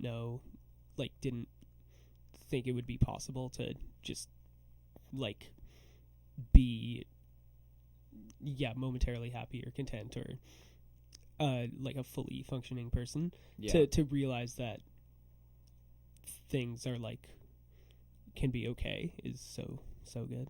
Yeah, dude. I relate to that a lot, man. Yeah. Yeah, it's like you were saying, Roger, like being in like that dark headspace for so long that like you stop seeing the potential of getting better, or like that's no longer an option, or like your mind just takes over, and those vicious little creatures in your brain, that aren't pumping out dopamine and serotonin, like are beating you down and stuff, and you have these episodes, right? But it's like I just feel like being content is so underrated these days. Yeah. Like, I'm so fucking happy that I'm just content. Yeah. Like, and that's just an understated thing, Like, everyone's always, like you just said, like, everyone's chasing happiness or chasing joy, and it's like, fuck that. I just want to be content, bro. I just want to wake up and not feel like shit. Yeah. One of the things that I've noticed, in the past few months for myself, because kind of like you, I mean, the past few months have been really good in a lot of ways. I think a lot of things in my life, whether it's the band or work or relationships, whatever, like Yeah. things seem to be moving forward in a way that I'm really happy with. So in part it kind of comes back to that whole maintenance thing about, hey, if this is all working, that's great, but I need to create the conditions to make sure it can stay great. Exactly. Or Yeah. yes, there'll be ebbs and flows, but keep it at a pretty good level. Mm-hmm. But I think one of the things I kind of had to realize, especially when things started to work, was to, and this might sound weird, but like give myself permission to be content and to be okay. Yeah. Because, I know for myself, and I don't know if you guys resonate with this, but like Sure. a lot of times in the past, either coming out of a really, difficult period or a bad episode, Mm-hmm. It can feel really difficult to kind of acknowledge that things are getting better, or that I feel better, or that, the things around me are starting to kind of work back in my favor. Right. And that can feel really weird, and you're like, what the fuck? Like, no, like I'm totally. in a bad place, like TM, like why? Like, no. Yeah, no, totally, man. And yeah, like, I mean, it took time and work, but I, Mm-hmm. had to kind of convince myself, and it took, working with a therapist and, trying to have more of these conversations, but Mm-hmm. realizing that, I can, like, it's okay to not be okay, but it's also okay to be okay. And, I'm allowed to make that choice for myself. And it's not like, a switch that goes off. Like, no. It takes a bit of time, but, once I kind of realized that and I started working towards that, suddenly, those things that started to seem like they were working and the progress I felt like I was making, it suddenly felt way more real, Mm-hmm. and I was able to lean into it. Yeah, that's and great, man. I feel like I've been able to do so much more, and I've been able to become so much more, both for myself and for the people I care about, Mm-hmm. because I feel okay leaning into that and being like, all right, you know what, like, yeah, shit may not be great forever. Like, there's always going to be the roller coaster of life and challenges we're going to have to face. Of course. But I'm allowed to enjoy this moment. I'm allowed to Absolutely be present, and I'm allowed to like have fun with this and like as you should live my life. Yeah. And do it the way that I feel is meaningful. We all deserve it in this Yeah. room. We all deserve it. Yeah, exactly. Not just in the room, like everybody deserves to Everybody. feel that way, right? Yeah, Yeah. and like, I don't know. I'm glad that I arrived at this realization at this stage in my life. I mean, Yes. I wish I could say I learned it earlier, but We all do, don't know, we? but better late than never. And, Yes, totally. and I'm so grateful for that. Mm-hmm. Because I really think it's changed my life for the better, and by working on myself, I think I'm able to make the lives of the people around me better. It's kind of like that airplane metaphor. You got to put the oxygen mask on yourself first, And then the child. and then the child or the people around And you, right? yeah. And for me, I think that realization Mm-hmm. and that process of trying to figure that out was kind of like putting the oxygen mask on and being, okay, you know what? Now I can breathe, and that feels good. Now let's try to be a better version of myself for everybody else. Sure. You got to make that space for yourself first, right? Otherwise, you're not going to have space for other people. Yeah, exactly. Create the space for yourself first that you can live in and feel content. Mm-hmm. And then once you get to that point, then you can start opening up and giving space for others. Exactly. And then you can share because you're at a place that you can do that. Yeah. And you're not going to like put too much on yourself, which I've been guilty of doing for years. Yeah, taking on other people's pain. TM. Oh God. Yep. So guys, let's talk about some deep points, if you can. Sure. Like I said, I'm not going to push, but like there are like ebbs and flows in the podcast conversation. Mm-hmm. So we've been talking a lot of great positive things, which is amazing, and I want to end with that. Okay. I want to leave on a good note. So let's save some of the positive for the end. Nice. But I do want to keep it real, keep 100, as the kids say. I don't know what. Ugh, God. Ugh. You don't pronounce the second T. It's Right. 100. Keep 100. Keep it 100. I don't know. I'm not gonna do that again.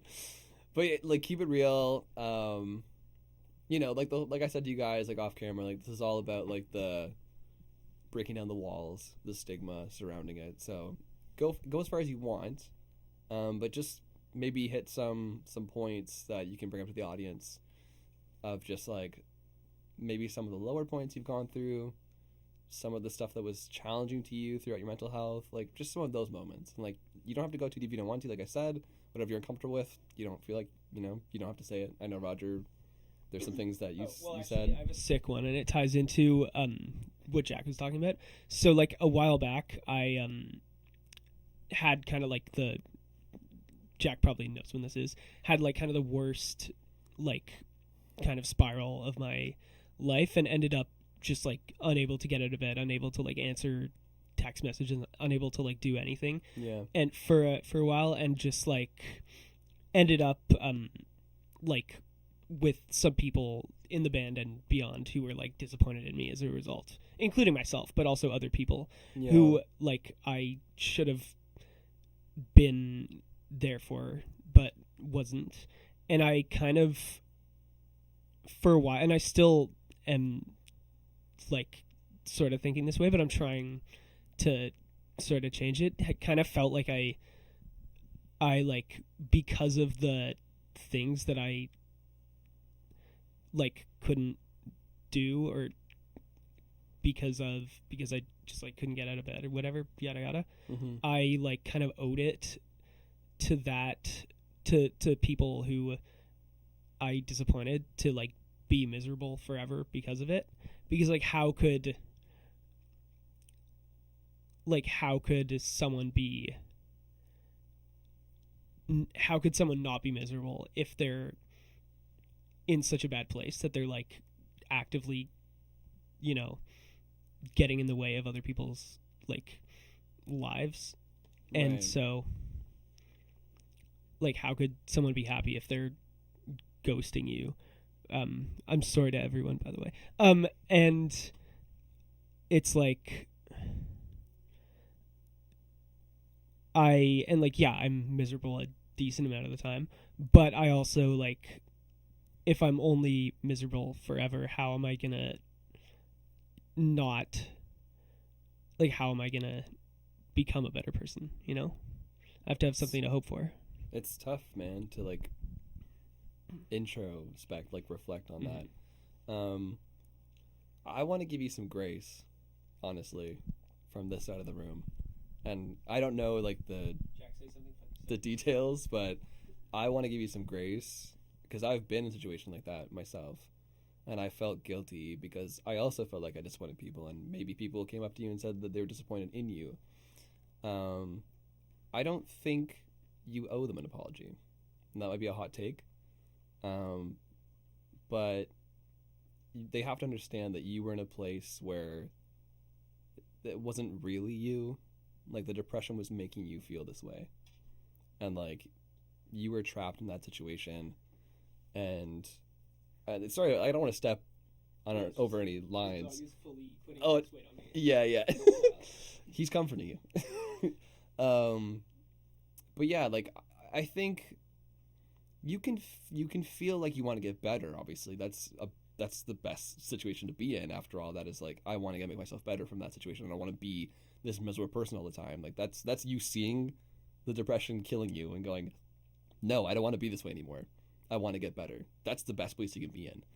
But I think when you're in those moments where you can't get out of bed and you're feeling miserable and stuff, like, those people have to have a bit more understanding. I'm not trying to single out anybody in particular, but I think like, as someone that's been through it myself and like have been with other people that have gone through it, there has to be some sort of empathy there. You know, there has to be some sort of understanding. It's like, it's not truly them. I feel like if they could wish it all away, they would be there. Obviously, I don't think they want to be fucking sitting in bed, not getting up and doing things. Everyone wants to live their life. But, you know, it sounds like Roger and I suffer from depression. And it puts us in a place where it's like, we're not able to think that way. Right? So, anyways, Roger, I just want to give you some grace on that. Thanks, I appreciate that. Of course, man. Yeah, thanks for sharing that, dude. Yeah, no, honestly, thank you for opening up about that. It's not easy to talk about, and for those that aren't watching the YouTube video and watching the audio, Roger just dabbed. I didn't know this is 2012. 2013? Okay, I don't know my memes. Anywho's, Yeah, thank you for sharing it, Roger. It means a lot. Jack, do you want to touch on any points in your life? Yeah. So I'll I guess speak to this. So Yeah. You know, I mentioned earlier I was in like a bad relationship, you know, about a year ago. You know, it was it was one of those relationships where I think the power dynamics were really off. Mm. Wait, can I ask? Is this? Yes. Yes, it is. Okay, right. Yeah. And yeah, there was a real power imbalance that I didn't see until pretty late in the game. Okay. And what that kind of manifested as was, I would try to establish boundaries so I could feel like my normal self. Mhm. Whether it was just having like actual time and space for me to do my own thing, whether it was music or physical fitness or family time or like whatever, right? Or just spending time with my friends. Right. And this was a person that was very jealous of my time and of, me spending those things with other people that I cared about.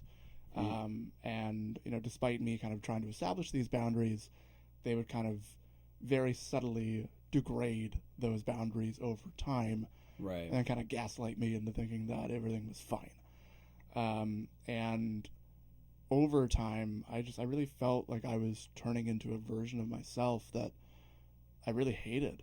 Wow, yeah. Like I didn't have the strength to push back, Mhm. or to like maintain those boundaries, Right. or I would second guess myself, or they were the kind of person where they were, extremely intelligent.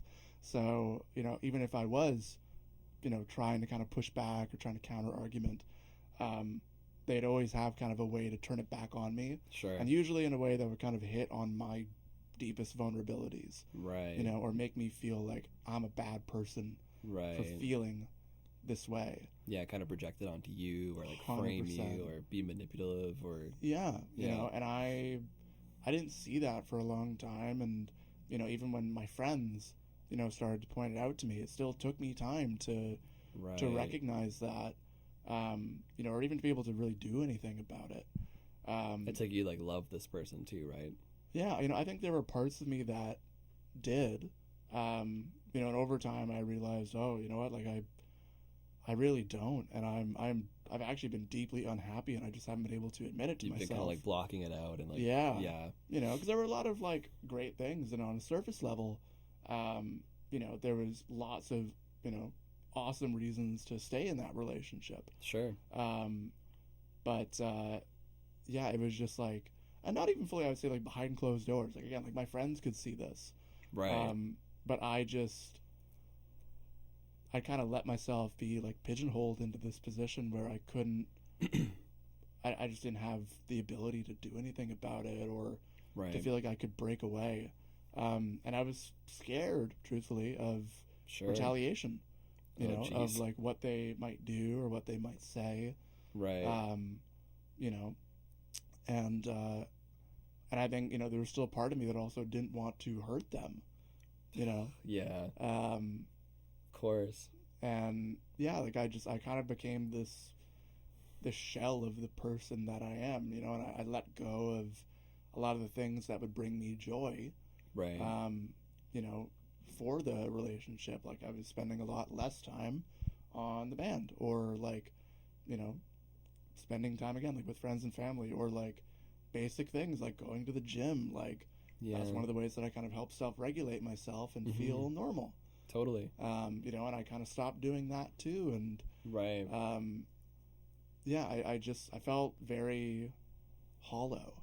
They're just like sucking the life out of you. Yeah, yeah. They How did that affect your mental health? very poorly. Yeah. I can imagine. My anxiety got a lot worse. Yeah. Because I would always be thinking about, oh, like what are they gonna say? How are they gonna feel about this?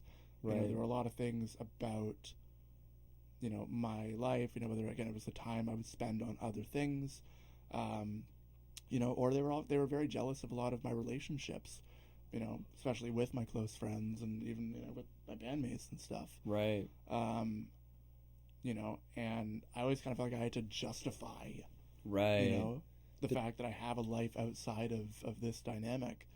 Damn. Did they ever make you feel guilty? always. Yeah, it's like guilt tripping you and stuff. Very like, much so. Jesus. Yes. Yeah, that's tough, man.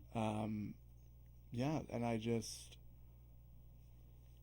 don't know, I just really felt alone in doing that. And even though I wasn't actually alone, again, I had my friends, Mm-hmm. I had people that ultimately were able to help pull me out of it and, make me see what was actually happening. Right. But I'd never been in a dynamic like that before, where I just kind of felt like, all these parts of me were being constantly drained, Yeah. and I didn't know how to defend myself against it, nor how to deal with it in healthy ways. Right. So I kind of just kept turning inward and just letting myself spiral. I went through some depressive episodes. Yeah. And I mean, it never got to the point where this got like, I was never thinking about like self-harm or anything like. Okay. Like you weren't suicidal or anything like that. But Luckily, like that. Yeah, and I'm very grateful for that. Yeah. I feel very fortunate that truthfully throughout my whole life, despite a lot of really bad things that have happened to me or people around me, I've not reached that level. I'm happy for you, man. That's good, man. Yeah, and I do not take it for granted. Trust me. Yeah. But I guess what I did feel was just that, I felt like I couldn't do anything. I felt like impotent, I think is maybe the word for this, right? Like, yeah. Like I'd get out of bed, I'd go through the motions, but everything just kind of felt like really empty. And it wasn't until, I finally realized, oh, like it's this relationship, it's the way that it's been affecting me, it's the way this person, no matter what they say or what they may try to convince me of, this is the reality of how they're affecting my life. Right. And despite all the, things that might be great about it, whether it's, the experiences that we shared or like going on trips or, honestly, even just like the chemistry and like the vibes. Yeah. And the physical stuff, like, those things are important, but those are not what, define what is great about a relationship or make you feel like a relationship is an extension of all the things that make you awesome. Right. Right. Totally. Yeah. It was the opposite of that. And, like it wasn't until I kind of slowly was able to like drift away and I reached a breaking point, where I was finally able to snap out of it and realize, oh shit, I feel way happier now that this person is not in my life. Thank God. Thank God. Secondly, I need to go to therapy like ASAP to recover from that. Yeah, and to try to process this. Yeah, and to unlearn what you've been stuck in. Totally. And truthfully also to kind of let go of some of the guilt, because I felt a tremendous amount of guilt, not just for leaving, but also, for, there was still like, despite all those bad things, this person was also genuinely hurt, at my leaving and feeling like I could not be enough for them, even though I never really could be, nor would it have been a good idea to continue down that path. Definitely not. But like not taking on all that was something I had to unlearn and I had to work on, and it took me a long time. You were like conditioned. Yeah. For that time period with that partner. I was. And I look back now and, I think in some ways, I learned a lot about myself in the positive aspects of that relationship. Sure. But I also lost a lot of myself. Yeah. In going through that. And it took, like I said, a pretty significant amount of time to kind of reset and rebuild, myself and kind of what things are important to me, to not feel that ongoing just like dread of disappointing this person or knowing that the only way to keep them happy was to not be Happy? You know? Yeah. For you to not be happy. Yeah, you know, it's like Did you learn to create boundaries I did. moving forward? Because that sounds like it was a big thing that was lacking from what you just told me. It really was, you know. I think I never really had a toolkit for, you know, building and maintaining boundaries in my life Does before anybody? that. Can they share this Oh, toolkit yeah. with me, please? I'll give you my point by point list. Please, yeah, I love that. You know, but I didn't have that Yeah. going into this relationship. And I still didn't really have it going out, but, you know, by going to therapy, you know, by talking to my friends, and just spending a lot of time, like, kind of working on myself and clarifying, hey, like, you know, I mean, first and foremost, in a relationship, like, what do I really value? What do I really care about? Exactly. You know, what are the things that are most significant for me if I want to spend my time with somebody like this? And what can I sacrifice? What can I sacrifice? Yeah, you know, where am I willing to compromise? Where am I not? Mm-hmm. But also, like, for my life outside of that too, right? Like, Yeah. you know, there's a phrase that people often use where it's like, you know, you are the average of the people you spend time with, right? Like the 5 people around you or whatever. True. I don't know if it's really 5 people or not, but, you know, There's 5 people in your band. that's true. Damn. Okay, it's actually a pretty decent average then, if that's the 5 of us. I feel pretty good about that. There you go, man. But you know, it kind of made me think, okay, like in my friendships, in my, you know, even my professional life, like who here, you know, makes me feel like a better version of myself, or inspires me, you know, to be a better version of myself, or makes me want to, you know, keep pushing forward, or, you know, think more critically about the world I live in, and you know, my place in it, and what I can do, and, you know, how to be with other people. And I think having a bit of a framework to navigate that has, you know, it helped me get into a much healthier relationship later in life. So, you know, Congratulations. That's been great. Yeah. You know, shout out Eamon. But you know, I think it also helped me, you know, understand how to be a better person for myself, and therefore be a better person for the people around me, because I've created that space. You were saying that earlier, yeah. Yeah. You know. I like how that circled back. Yeah, well, I think it's true, right? Like, you know, if you have the space to give yourself grace, pun and rhyme not intended. You're good. I gave Roger grace today. Thank you. Roger grace.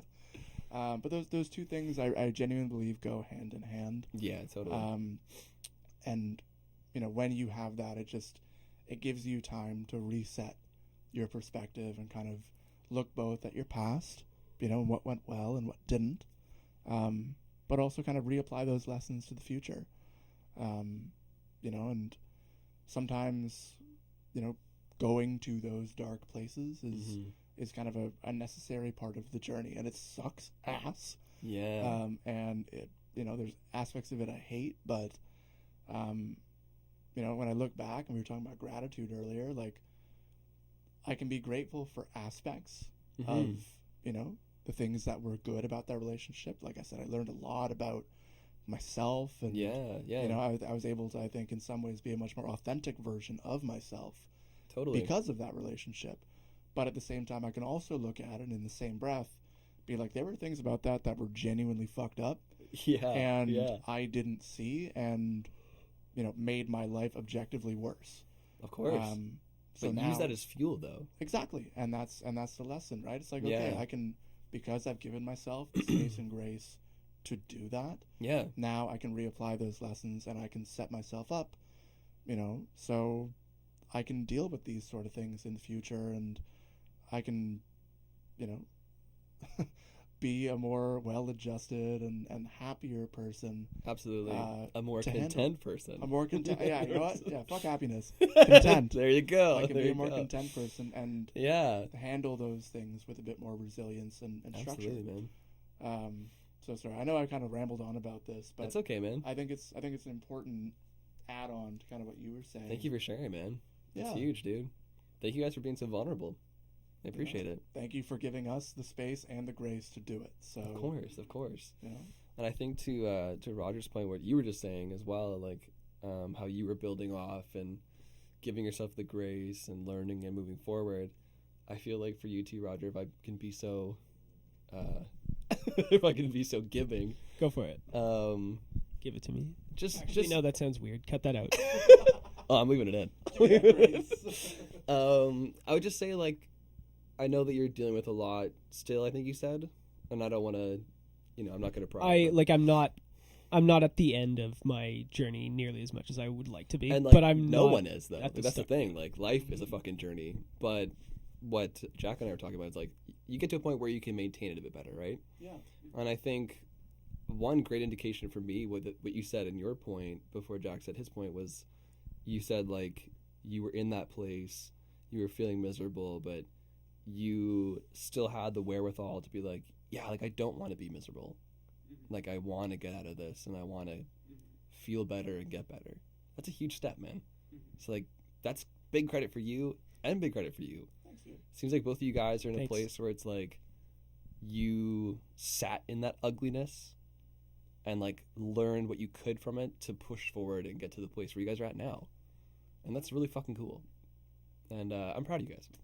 Thank you. Man. As one mental health For real, thanks. person to another mental health people. Oh, thank you, dude. We appreciate it. You know, I mean, like, not to tie this back to the music, but like truly, the only way out is through, and it's through. Yeah. But no, like it's true, right? You have to go through these experiences. You have to sit Yeah. with it, and you have to try and sift out the lessons. Yeah. And take that into the next challenge that you face. And we're all living proof of it. Exactly. I've been through my shit and I got through it, and I'm sitting here and you guys went through your shit now. Yeah. And are sitting here, and like, so anyone listening or watching, like, just know, like, Roger went through and is still going through a lot of shit. Jack, you went through your shit, and like, I'm sure more shit will happen. Oh, you bet, man. Just Like- wait. If we do a second episode of this down the road, like, come back to me in like a year, and we'll see. We'll see how Yeah, things no, are I would going. love that. Like, let's do a catch up Yeah. reunion podcast. Volume 2. Yeah, exactly, man. And like, I went through my shit last year and throughout my life and stuff like that. Like, and now I'm here. So like, we've all gone through our journey. Yeah. And we've all had to go through a bunch of fucking shit that wasn't pleasant. Mhm. But and it's hard, man. Like we all talked about this whole podcast so far. It's like it's a journey. It's not gonna happen overnight. Mhm. And like, just so you guys know, like, watching and listening, my audience and listeners, like, it's tough, man. But don't give up. Like, don't settle. Like, keep pushing forward. It will get better. Yeah. I know it sounds cliche or cheesy or like a fucking what is it, the holiday help me like a guys. Hallmark. Like a Hallmark Yeah, card, yeah, but yeah. it's like it's true. No, it's true. And everyone, you guys, you all deserve it. You all deserve it. Yes, absolutely. So on that note of positivity, like, do you guys want to end with like a couple of just positive things that maybe, like, I mean, we've talked a lot about it, but like, if there's anything else you could guys think of, like maybe something that like helped you get through some of the hardest times in your life, or like any, like, I know we talked about therapy. I know you talked about working out. That's a good one. Mm-hmm. Roger, what about you? Do you have any like positive things? Honestly, something I really appreciated was that this is gonna sound kind of weird or like masochistic, but I kind of liked how at my worst, people in our band group chat would like bug me to do shit. Okay. And like they wouldn't, like, if I was needed to do something for the band or work on a song but like couldn't get out of bed, like people would like call me out on it. And like, it's obviously there's a delicate kind of push and pull there, Yeah. but like I'm happy you guys didn't just kind of write me off. I'm happy that you like believed in me when I didn't, and There you go. and See, and that's like told me to, yeah, just like kind of gave me a gentle kick in the ass right. to get out of bed and do They kind stuff. of held you Mhm. accountable. Yeah. Yeah, they're like, hey man, like, we know you're going through shit, Mhm. but like, we need you in this moment. Yeah, and also like you can do it even if you don't think you can do it. See, that's crucial, man. Like, I think what changed in the statement you said earlier to this one is that like they believe in you. That's why Mhm. they're bothering you. It wasn't coming from Yeah. a negative place. No, it wasn't coming from a negative place, but it was like, Yeah. yeah, it was like LMAO, Roger. Why, like, you haven't gotten out of bed today? What the heck? Right. It was You're like, supposed to. I know you can. yeah, it was more like constructive than Yeah, destructive. Yeah. You know, Mhm. so that's good. Okay, so that's great. That's good that you have, and I think that goes back to what Jack was saying too about like the whole support system Definitely. and the safety net. Like, it sounds like you have a good group of people around you that are Mhm. helping you through that situation and like getting you back on your feet again and like Mhm. allowing you to do what you want to be doing, right? That you know you want to be doing. Mhm.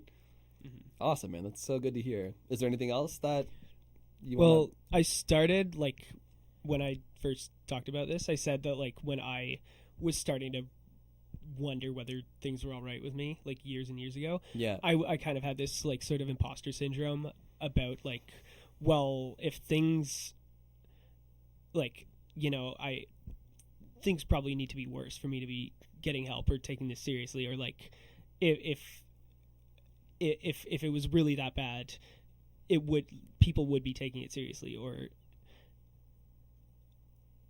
if you're thinking stuff like that, it is that bad and it is serious. True. And So coming to the realization almost. it's just, like, if like, I wish I had just known back then that, like, if, like, me wondering whether I should be figuring stuff out at all, what was a sign that I needed to be figuring stuff out. That was the indication. Yeah. Mm-hmm. But hey, you gave yourself the grace now. You know what to do now, at least, right? It's all a learning curve. Mm-hmm. We all grow. Well, thank you for sharing that, Roger. Jack, is there any points you want to bring up? Yeah, I would say the only other maybe like tool or mechanism that I think has been really helpful for me over the years, particularly like during the pandemic, but still now. Yeah. I spent a lot of time doing like meditation and Dude, that's so huge, man. Yeah. Huge. You know, I know it's like kind of like cliche. People are like, yes, you know, if you meditate, you will find inner peace. But like, no, like it's you know, I think much like what we've been talking about, that too in itself is a journey. Absolutely, man. And it is kind of a practice, right? Like you have good days, you have bad days. Yep. But it's about kind of intentionally creating space Yes. for yourself to, you know, look at your life, you know, look at your feelings and just kind of, you know, I can't really say objectively because obviously it's in your mind, but like, Mm-hmm. you know, taking that step back, I guess, and like taking an active step back to say, hey, like, how do I actually feel today? Like, you know, what's going on in my mind? I know my mind is racing, but like, about what? And like, Mm-hmm. you know, does that really matter, you know, right now, or like, can I Right. put it to the side?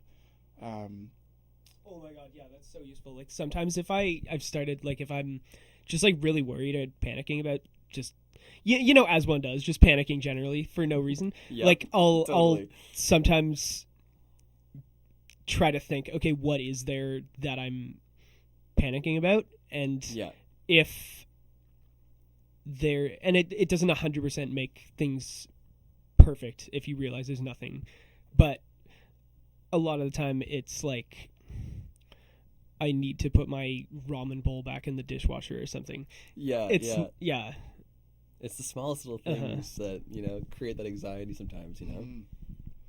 Yeah, so just, you know, I will. To put it in, you have all three? Do you have to put them all in the dishwasher? No, they're all in my room still. Oh, okay, yeah, put those in the dishwasher. Okay. You guys heard this first. He's got to put the bowls back in the dishwasher. Yeah, there we go. Keep them accountable in the comments, guys. Can I tell you guys an interesting story about Please. meditation Yeah. before we wrap up? So I'm going to get vulnerable with you guys for a second because you guys have been doing a lot of sharing, so I think it's only fair that I share a little bit back with you guys. So I was a drug addict for about better of the 7 years of my life. I'll spare the details of the drugs, but it was a lot. Pretty much all through high school and like first year of college and so on and so forth. But I've been sober for 8 years. Congrats, man. Thank you guys. And I went to rehab twice. So I went to rehab the first time, then I relapsed, and I went to rehab the second time, then I stayed clean. And through that process, I was, after I did my rehab stint, and I did one of the sugar pills and all that stuff, whatever, they sent me to this Buddhist temple to practice meditation. and I didn't even know there was one here. Like I had no. It was in Mississauga, and they have like a Buddhist, not monastery, but like a temple, I guess, like in Mississauga. And I didn't even know it was there, and so they have like a partnership with the clinic, so they take patients and stuff to help them with their rehabilitation, like further outside of rehab. Right? It was a great program, and I was very grateful to be a part of it. And so I got sent to this temple, and it was like I think a month or so of classes with the monk that works there. Yeah. And so I got to participate in like deep meditation sessions with a fucking monk that studies Buddhism and stuff. It was crazy. And so it was like, you wear the robe and then you sit down with a group, and a lot of other group as like, Alcoholics Anonymous people or, drug addicts like myself. For sure. And so you have the big gong or whatever they hit, and everyone's supposed to stay silent, and they teach you like the practices and stuff like that. So like for a whole month I was doing this at this temple. And I remember, I think it was my like last week of sessions, I think. The whole thing is supposed to find enlightenment, right? You're supposed to tune out the world completely. It's hard. Like meditation's not an easy thing, but it's so good for you though if you can get to a place where it works fully, But even just like little increments. Any progress is progress, right? Exactly. But I had the hardest time like coming out of rehab. Like my brain is fucking, So like it wasn't until the last week of my month session there, where I think it was like a Tuesday or something. I don't remember what day it was, but normal session. I get in there, do my thing, whatever, and I'm sitting down. And for whatever reason, that particular day, I just was able to clear my mind fully. Like I was thinking of nothing. It was just black up here. Yeah. And I had a weird moment where I left my body. And like, I don't know what you call it, like astral projection. That's when you're sleeping. I don't know what it was, but it was like out of body experience. Yeah. And like, I remember like floating above myself, and I like looked down at me, and I was like down there, but I was up here.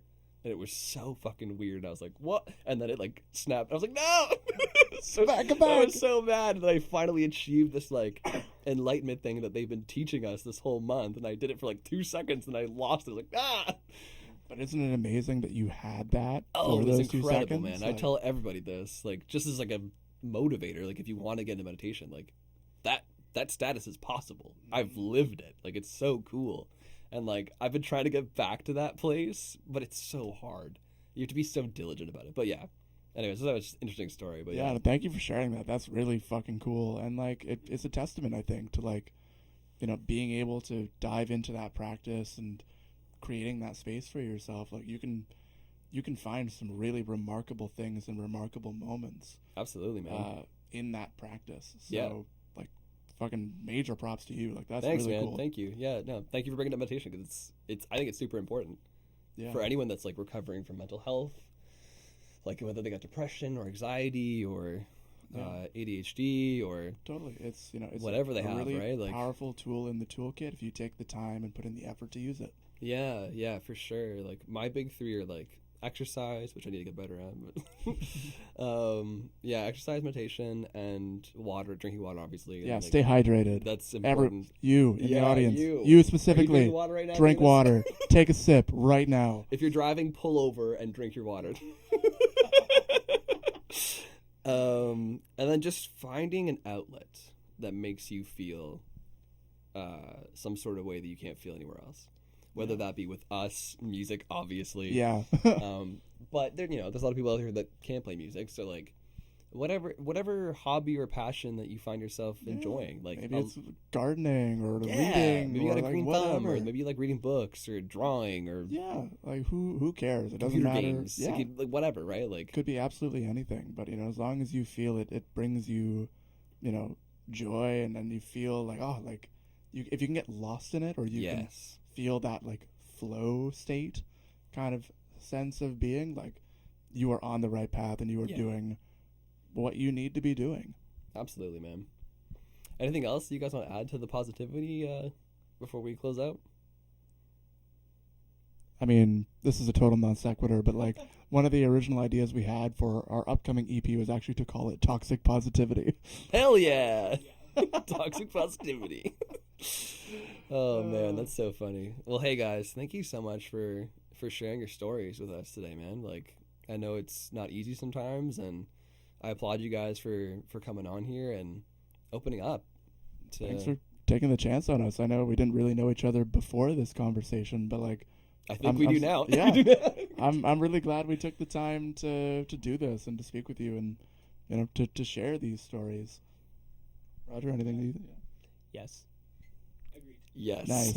Yeah. Big yes. No, it means a lot, man. Like I said to you guys off camera before we started rolling, like how important this message is to me and like everyone that watches and listens. Obviously, like they're all big supporters of this, and anyone that's gonna watch in the future, or listen in the future, that's battling with mental health themselves and maybe is not a place where we're at now that they're able to speak about it as openly as we are.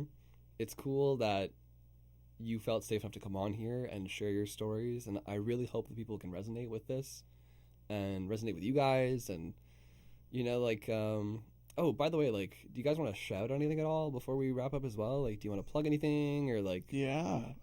So a couple things coming down the pipe. First and foremost, Discontinuity is going on tour. Woo! The Fake Metal Tour Let's go. launches this June, starting with a performance at North by Northeast. Hell So come check us out.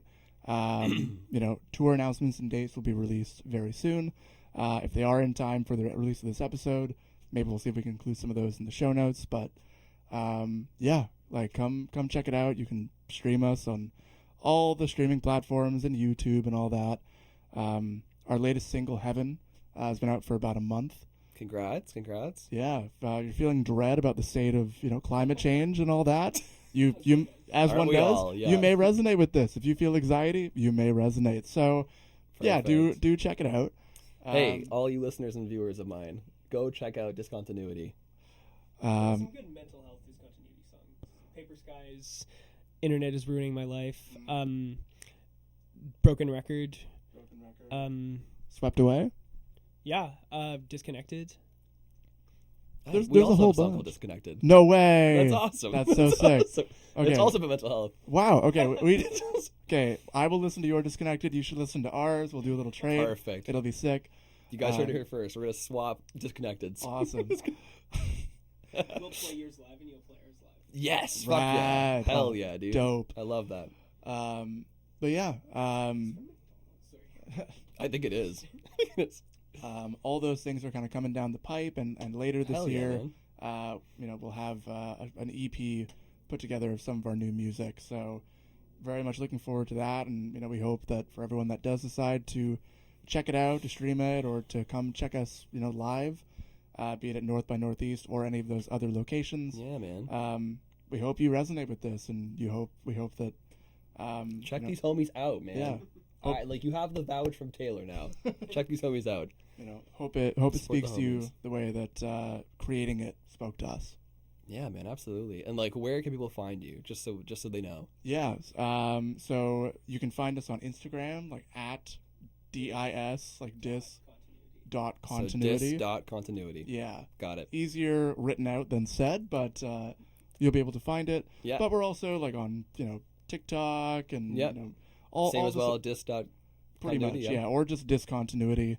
Cool. You'll see the logo. It has our name and like a little purple swirl thing going on with it. Sweet. Yeah, check us out, please. If you're so inclined, give us a follow. Yeah, man. Every one of those counts.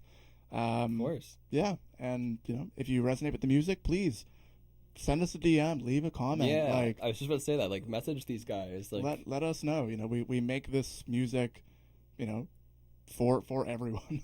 yeah, totally. And if it speaks to you in any way, it means the world to us to hear it from you. Absolutely, guys. And like, if anybody listening too wants to reach out and like talk mental health, is that something that you guys would be willing to talk about as well? Yeah, I mean, please. Again, our channels are open.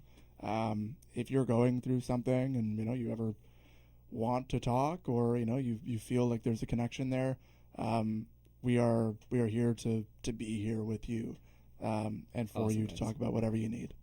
Hell yeah. I've had bands like in the past that I've had on the show like say that they, after the episode aired, that they had people come and message them about it, and like just relate to their stories and stuff, and like make more connections that way. And like that's the whole point of why we do this, right? Yeah, To make connections and make friends, grow a and- safe and fun environment for all us mentally inclined people. I would say I'm more mentally declined. Sorry, but, mentally declined. Yeah, mental health awareness inclined. There we. I like this. There we go. We got there eventually. Well, guys, thank you so much for being on the show, man. Thank I you, really, Taylor. really do appreciate it. Thank you guys for sharing your stories today. It means a lot to me. It means a lot to the community, mental health in general, suicide prevention as well, all that stuff. Thank you guys for shouting out your stuff. Please go check these guys out. They're really, really friendly dudes. I just met them today, but they're really fucking nice. Shout out to Anella again for making this all happen. We appreciate you, Anella. Yeah, just go stream their music. Discontinuity. Check them out. They're sick dudes. Thank I you. know the rest of them, but I know these two guys now. I'm sure you'll meet the rest. Either in a future I'm sure episode, they're cool. or you'll meet them. We'll have to do like our second episode with all of y'all. That would be really sick. I'm Like sure a- we could like a full band herd the podcast. cats and get everyone in here. Yeah. Come here. Yeah, come on, guys. I have to bribe them with snacks. Scooby snacks. Come here. Come on. All right, guys. Well, any last words you want to say before we sign off to the viewers? If you made it this far in the podcast, come to our next show and say the word Stegosaurus to win a prize. I don't know what the prize is going to be. We'll figure that out later. Also, this isn't true. Nailed it. Got him. Thank you, Roger. Nak, do you want to say anything to our viewers before we sign off? Thank you for taking the time to listen to what we have to say.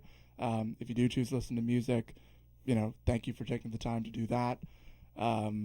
It really is a privilege to be able to talk about this stuff, and hopefully something we've said connects. We're just grateful to be here and excited for where the journey will take us moving forward. Absolutely, guys. All right. Well, thank you guys so much for listening and watching. This has been a Mental Break podcast. Make sure that you like a Mental Break podcast on everything, Instagram, YouTube. We have video and audio versions. Make sure to check out both. Make sure to give it a rating so that mental health can be up in the forefront of the podcast. It's important. Spread the message around. Make sure to drink water. Stay hydrated, y'all. Stay hydrated. Make sure to go for a walk when it's nice outside. And what's my last point going to be? I have 3 points that I usually end with. I got one. Make sure that you call somebody that you haven't called in a while and tell them you love them. There you go. That's a nice way to end, right? Great point. All right. You heard them. They said it. They agree with me. So go call somebody and tell them you love them. Dude, thank you guys so much for being on here. Really appreciate it. Thanks, boys. Hope to have you on again sometime soon. Hope we play a show together maybe sometime soon. Yeah. That'd be fucking cool. We should do that. Awesome. We should do all the things. Yes. We'll make a little list. Hold us accountable. Yeah, hold us accountable. Make sure we book a show together. Oh, man. All right. Thank you guys so much for watching, listening. Appreciate it. We usually end with a hug. Do you guys want a hug? Hell yeah. All right. Back on. Love you guys. Love you too, bro. All right.